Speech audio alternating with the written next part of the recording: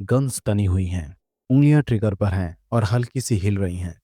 और ऐसा लग रहा है कि बस कुछ ही सेकंड में गोलियों की बारिश होने वाली है उस आदमी पे जो हाथ में चाय पकड़ा हुआ है। मार्च 2004, कश्मीर के घरे बर्फ से ढके जंगलों के बीच एक छोटा सा लकड़ी का घर और बाहर बिल्कुल सन्नाटा है। कमरे के बीच एक आदमी खड़ा है जिसका नाम है इफ्तिखार भट्ट। हाथ में ट्रे है, उस ट्रे पर 3 कप गरम खेवा है। लेकिन इस वक्त सब रुका हुआ है सिवाय चाय के उठते भाव के। सामने हिजबुल मुजाहिदीन के 2 टॉप टेररिस्ट खड़े हैं, अबू तुरार और अबुल सब्जार। दोनों के हाथों में AK-47 है। उंगलियां ट्रिगर पर टाइट हो चुकी हैं। सब्जार राइफल सीधे इफ्तिखार के सीने पर तान देता है। तुरार बोलता है, मैं आखिरी बार पूछ रहा हूँ, तुम कौन हो?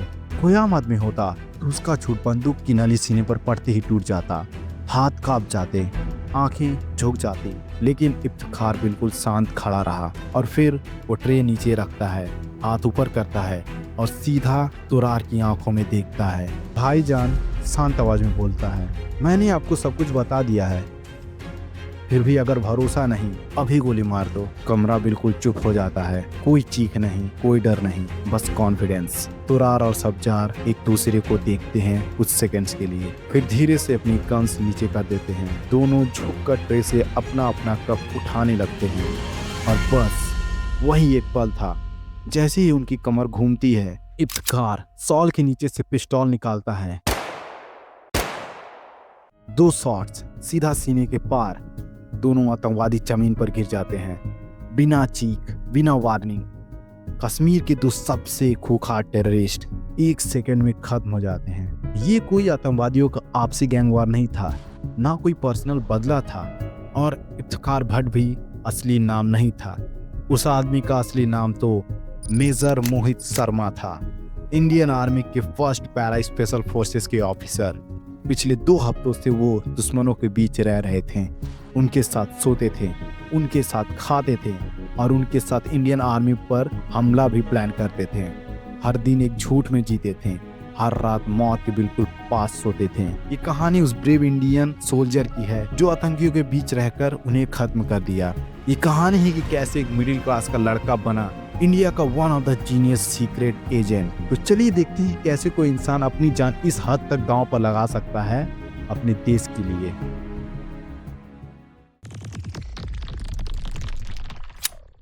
मोहित शर्मा एक नॉर्मल से स्टूडेंट थे जो एक मिडिल क्लास इंडियन फैमिली से बिलोंग करते थे।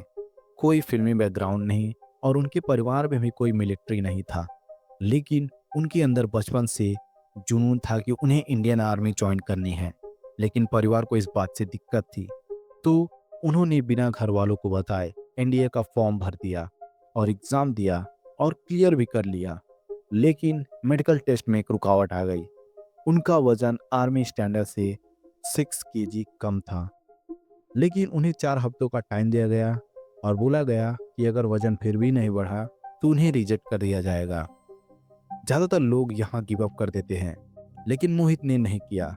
वो अगले 1 महीने तक बस एक रूटीन फॉलो करते गए, खाना खाना और खाना।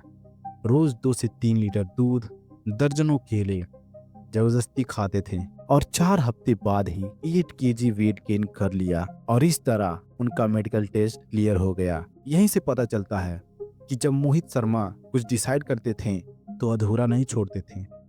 लेकिन उनकी जिंदगी का असली टर्निंग पॉइंट आया 2001 में। पार्लियामेंट अटैक के बाद उन्होंने कश्मीर में पैरा एसएफ के कमांडोज को ऑपरेट करते देखा। Jungle, snow, night operation, silent kills, ये देखकर वो काफी एक्साइटेड हुए और उसी दिन उन्होंने डिसाइड किया सिर्फ आर्मी ऑफिसर बनना काफी नहीं, उन्हें मैरून बैरेट चाहिए थी। तो 2003 में वो पैरा स्पेशल फोर्स ज्वाइन करते हैं और सिर्फ 1 साल बाद ही वो एक सीक्रेट स्पाई ऑपरेशन के लिए सेलेक्ट होते हैं, जिसमें उन्हें अपनी यूनिफॉर्म को उतारना और आतंकवादियों जैसा बनने की जरूरत थी।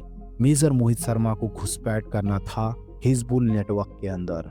हिजबुल मुजाहिदीन एक आतंकवादी ग्रुप जिनका मेन मोटिव ही कश्मीर को इंडिया से अलग करके पाकिस्तान में जोड़ना है।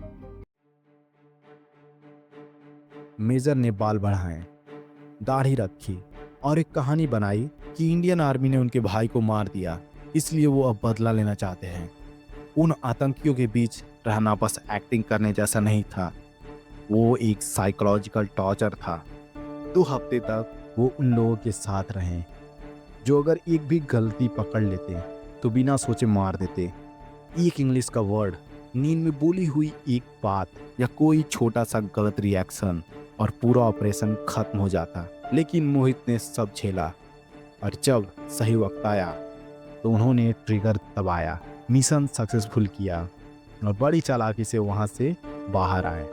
उसके बाद सेना ने उन्हें मेडल दिया। उनकी शादी हुई मेजर रेशमा शर्मा से, जो सेम रेजिमेंट में सर्व करती थी। उनकी जिंदगी थोड़ी स्टेबल लगने लगी। वो चाहते तो सेफ पोस्टिंग ले सकते थे, लेकिन उनका मन कश्मीर को छोड़ नहीं रहा था।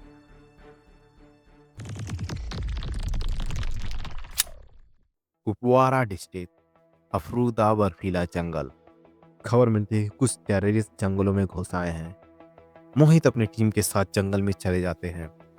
बर्फ घुटने तक थी और ज्यादा दूर तक दिखाई भी नहीं दे रहा था। घने जंगल में आतंकवादियों को ढूंढते ढूंढते रात हो जाती है, लेकिन सर्च जारी रहता है। सुबह फुटप्रिंट्स मिलते हैं, लेकिन कोई नॉर्मल फुटप्रिंट्स नहीं, एक ही लाइन में, एक के पीछे एक, जैसे कोई हाईली ट्रेन मिलिटेंट्स के हो। दोपहर तक आतंकवादी मिल जाते हैं और घात लगा लिया जाता है और फिर फायरिंग शुरू हो जाती है। चारों तरफ से गोलियां बरसने लगती हैं। पहली वॉली में कमांडो नेत्रा सिंह शहीद हो जाते हैं। मेजर मोहित समझ जाते हैं अगर यहीं रुकें तो पूरी टीम खत्म हो जाएगी। टीम को कवर लेने को बोलते हैं और खुद आगे बढ़ते हैं। दुश्मनों का ध्यान अपनी तरफ खींचने लगते हैं। एक गोली उनके दाहिने बाजू पर लगती है, खून बहने लगता है, लेकिन मेजर रुकते नहीं। एक कपड़े से घाव बांधते हैं और फिर फायरिंग जारी रखते हैं। ग्रेनेड लॉन्चर घायल हो जाता है। मोहित लॉन्चर उठाते हैं। एक ग्रेनेड 2, 3, 4, 6 लॉन्च कर देते हैं और इस तरह 4 टेररिस्ट स्पॉट पर ही मारे जाते हैं। फिर फायरिंग स्लो हो जाती है। मोहित की टीम बच जाती है। तभी एक स्नाइपर शॉट बॉडी आर्मर के साइड से घुसकर गोली सीने के पार निकल जाती है। मोहित जमीन पर गिर जाते हैं। हवलदार राजू उनके पास आते हैं। सर सर मोहित उनकी आंखों में देखते हैं और बोलते हैं, मैं ठीक हूँ, उन्हें छोड़ना मत, एक भी बचना नहीं चाहिए। और फिर शाम 4 बजे तक ऑपरेशन जारी रहता है। तकरीबन 4 से 5 घंटों की फायरिंग के बाद 12 टेररिस्ट मारे जाते हैं और इस तरह मिशन कंप्लीट होता है।